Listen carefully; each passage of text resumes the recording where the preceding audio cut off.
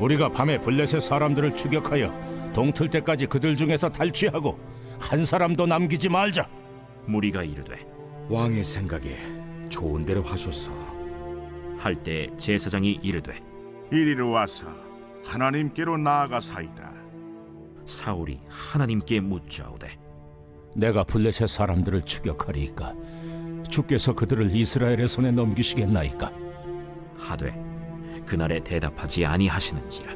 너희 군대의 지휘관들아 다 이리로 오라. 오늘 이 죄가 누구에게 있나 알아보자. 이스라엘을 구원하신 여호와께서 살아계심을 두고 맹세하노니 내 아들 요나단에게 있다 할지라도 반드시 죽으리라. 하되 모든 백성 중 한 사람도 대답하지 아니하매 이에 그가 온 이스라엘에게 이르되 너희는 저쪽에 있으라. 나와 내 아들 요나단은 이쪽에 있으리라. 백성이 사울에게 말하되 왕의 생각에 좋은 대로 하소서. 이에 사울이 이스라엘의 하나님 여호와께 아뢰되 원하건대 실상을 보이소서. 하였더니 요나단과 사울이 뽑히고 백성은 면한지라. 사울이 이르되 나와 내 아들 요나단 사이에 뽑으라. 하였더니 요나단이 뽑히니라. 사울이 요나단에게 이르되 내가 행한 것을 내게 말하라. 내가 다만 내 손에 가진 지팡이 끝으로 꿀을 조금 맛보았을 뿐이오나 내가 죽을 수밖에 없나이다. 요나단아, 내가 반드시 죽으리라. 그렇지 않으면 하나님이 내게 벌을 내리시고 또 내리시기를 원하노라. 백성이 사울에게 말하되 이스라엘의 이 큰 구원을 이룬 요나단이 죽겠나이까? 결단코 그렇지 아니하니이다. 여호와의 살아계심을 두고 맹세하옵나니 그의 머리털 하나도 땅에 떨어지지 아니할 것은 그가 오늘 하나님과 동역하였음이니이다.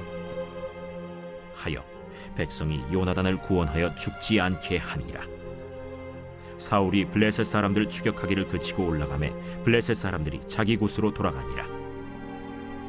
사울이 이스라엘 왕위에 오른 후에 사방에 있는 모든 대적 곧 모압과 암몬 자손과 에돔과 소바의 왕들과 블레셋 사람들을 쳤는데 향하는 곳마다 이겼고 용감하게 아말렉 사람들을 치고 이스라엘을 그 약탈하는 자들의 손에서 건졌더라.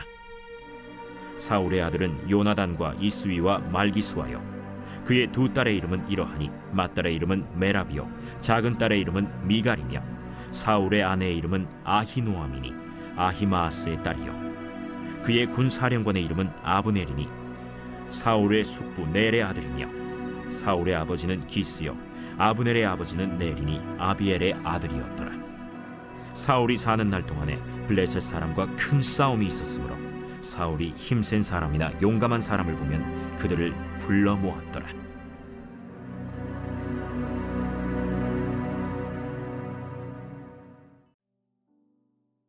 오늘 함께 묵상할 말씀은 사무엘상 14장 36절부터 52절까지입니다. 사울은 밤에도 추격을 계속해서 블레셋을 섬멸하자고 제안했고 군사들도 동의했습니다. 그때 제사장이 사울에게 와서 하나님께 나아가자고 했습니다. 하나님의 뜻을 먼저 물어야 한다는 말이었습니다. 그래서 사울은 하나님께 추격을 계속할지 블레셋을 이기게 해주실지 물었습니다. 그런데 하나님이 대답하지 않으셨습니다. 하나님은 왜 대답하지 않으셨을까요? 사울에겐 하나님께 물을 생각이 없었으나 제사장의 제안 때문에 어쩔 수 없이 물은 것을 하나님이 다 아셨기 때문입니다. 보다 근원적으로 사울의 마음이 하나님의 마음을 따르지 않음을 아셨기 때문입니다. 사실 하나님은 침묵으로 대답하셨습니다. 하나님의 침묵은 하나님을 존중히 여기지 않는 사울과 더는 상관하지 않겠다는 대답이었습니다. 우리 마음도 사울과 같지 않은지 살펴봅시다.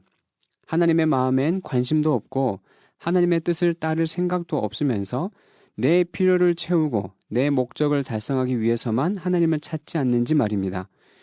우리가 매일 드리는 기도에 일용할 양식을 달라는 간구 외에 하나님의 마음을 알려달라는 간구와 하나님의 뜻에 순종하겠다는 결단의 고백이 더 많아져야 합니다. 그럴 때 하나님의 마음과 우리의 마음이 서로 통하게 될 것입니다. 하나님의 침묵에 사울은 당황했을 것입니다.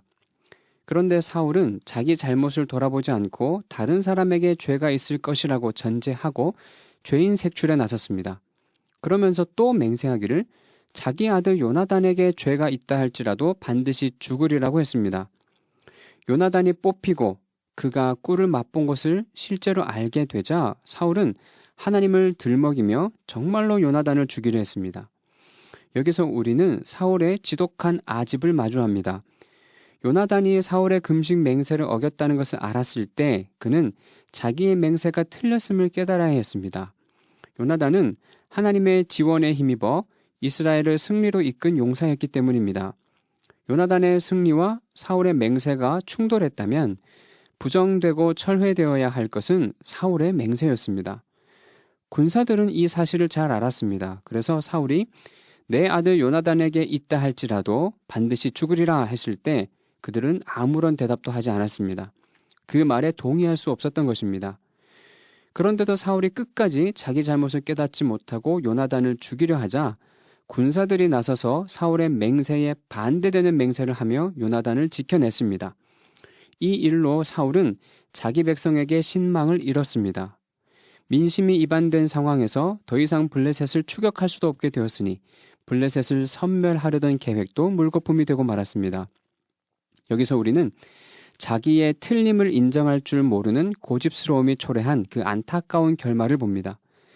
사울은 자기 맹세를 정당화하려고 요나단을 죽이려고 하는 바람에 백성에게 거부당하고 블레셋을 섬멸할 기회도 놓쳐버렸습니다.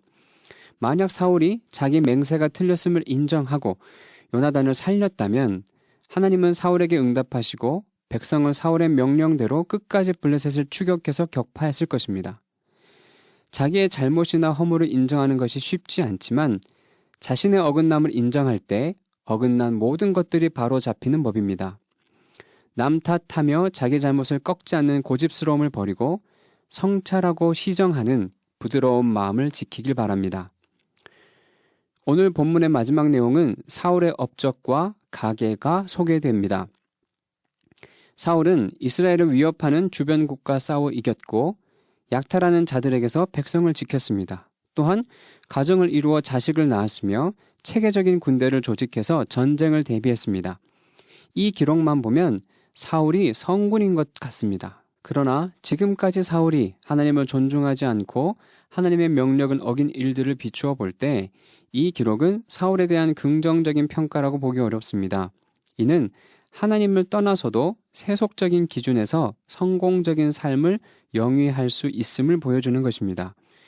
우리는 우리 자신의 삶이나 다른 사람의 삶을 볼 때 얼마나 성공했는가가 아니라 얼마나 하나님을 따랐는가에 주목해야 합니다. 아무리 큰 성공을 거두고 많은 업적을 남겼어도 하나님 보시기에 실패한 삶일 수 있고 반대로 고난과 결핍으로 점철된 길을 지나왔어도 하나님 보시기에 성공한 삶일 수 있습니다. 오늘 내 삶을 성공이 아닌 순종과 섬김을 위해 쓸 수 있기를 바랍니다. 기도하겠습니다. 저희의 마음을 살피시는 하나님, 오늘도 저희에게 필요한 말씀을 주셔서 감사합니다. 입술로만 하나님을 경외하는 사람이 되지 않게 하시고 마음으로 하나님을 사랑하고 따르는 사람이 되게 해 주십시오. 저희가 잘못한 점이 있으면 깨우쳐 주시고 하나님이 깨닫게 하실 때 용기 있게 잘못을 인정하고 고칠 수 있도록 도와주십시오. 껍데기가 화려한 삶 말고 내면이 숭고한 삶을 살도록 이끌어 주십시오. 예수님의 이름으로 기도합니다. 아멘. 1. 오심 기도. 하루 5번 마음을 다해 드리는 기도. 나는 죽었습니다. 제가 주인이 아니고 예수님이 저의 주인이십니다. 예수님은 십자가에서 죽으시고 부활하셨습니다. 부활하신 예수님을 가슴으로 만나서 따라가며 간증합니다. 사랑하는 가족과 함께 영광스러운 승리를 노래합니다.